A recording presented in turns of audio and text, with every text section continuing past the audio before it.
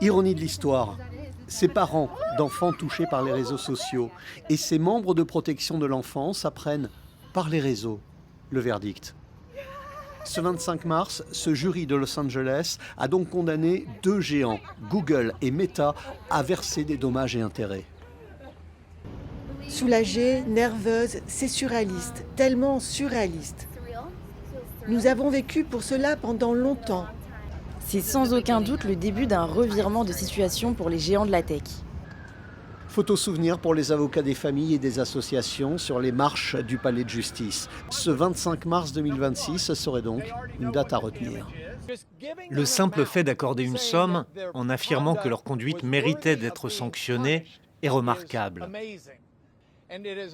Nous espérons sincèrement que ces entreprises de réseaux sociaux feront preuve de plus de responsabilité lorsqu'il s'agit de questions pouvant affecter les enfants. Un enfant en particulier est à l'origine de ce procès, une jeune femme de 20 ans, mineure au début de la procédure, connue au tribunal sous le prénom de Kayleigh. Elle a déclaré être devenue dépendante de YouTube et d'Instagram dès son plus jeune âge. Le jury a estimé que les deux maisons mères, Google et Meta, avaient fait preuve de négligence dans la conception de ces applications et n'avaient pas mis en garde contre leurs dangers. Des motivations de verdict qui en rappellent d'autres. Celle des grands procès contre les géants du tabac dans les années 90 et 2000. Des procédures qui avaient coûté des milliards de dollars aux cigarettiers. Même sanction à venir pour les géants de la tech ?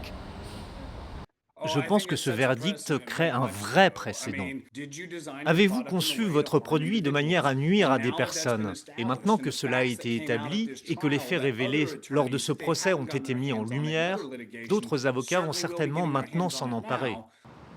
La jeune Kayleigh a obtenu du jury de recevoir 4 200 000 $ de la part de Meta et 1 800 000 $ de la part de Google en guise de dommages et intérêts. Le jury a vu dans ces plateformes un facteur substantiel des problèmes d'anxiété, d'estime de soi et pensées suicidaires rencontrés par la plaignante. Les avocats de Google et Meta ont aussitôt annoncé leur intention de faire appel avec un argument clé. La santé mentale des adolescents est extrêmement complexe et ne peut pas être rattachée à une seule application.